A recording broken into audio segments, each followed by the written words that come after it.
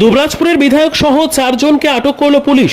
আজ সকাল থেকে বীরভূম জেলার দুবরাজপুরে 12 ঘন্টা বাংলা বন্ধের সমর্থনে মিছিল বের করেছিল বিজেপি। তারপর মিছিল শেষে দুবরাজপুরের পোদ্দার বাঁধ মোড়ে বিবেকানন্দ মূর্তির সামনে বিধায়ক অনুপ কুমার সাহা সহ বিজেপির কর্মীরা অবস্থান বিক্ষোভ করেন। পাশাপাশি রানীগঞ্জ মোরগ্রাম 14 নম্বর জাতীয় সড়কে টায়ার জ্বালিয়ে বিক্ষোভও প্রদর্শন করেন।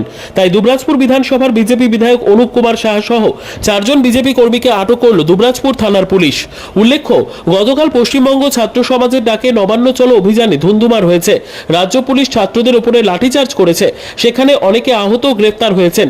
তাই তারই প্রতিবাদে আজ বিজেপির পক্ষ থেকে 12 ঘন্টা বাংলা বন্ধের ডাক দেওয়া হয়েছে।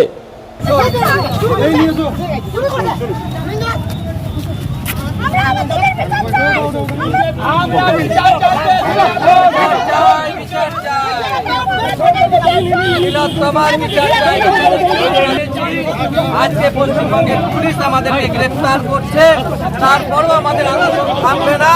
দুবরাজপুরের প্রত্যেকটা মানুষ আজকে এই ঘটনার নিন্দা করেছে এবং তারা ন্যায় বিচার চাইছে। ভারতীয় জনতা পার্টি আমরা সাধারণ মানুষের স্বার্থে আছি, মায়েদের নিরাপত্তার দাবিতে আমরা আছি। আমরা নিশ্চিতভাবে চাই যে প্রত্যেকটা মানুষ যেভাবে আমাদেরকে গ্রেফতার করে নিয়ে যাওয়ার চেষ্টা করা হয়েছে, আমরা ধিক্কার জানাই।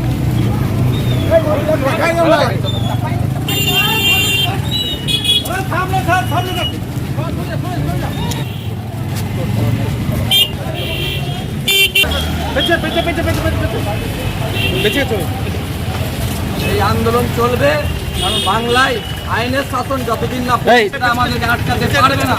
সাধারণ মানুষের স্বার্থে আমাদের যে আন্দোলন, সেই আন্দোলন আমরা চালিয়ে যাব। আমাদেরকে গ্রেফতার করে আমাদের মুখ বন্ধ করতে পারবে না। বাংলার মুখ্যমন্ত্রী যেভাবে আজকে এই রুলার চালাচ্ছে, সেই রুলার আগামী দিনে মুখ্যমন্ত্রীর বিরুদ্ধে চলবে। মুখ্যমন্ত্রী যদি মনে করে পুলিশ মন্ত্রী হয়ে আজকে বিজেপির কর্মীদেরকে অ্যারেস্ট করে আমাদের আন্দোলনকে দমাতে পারবে না।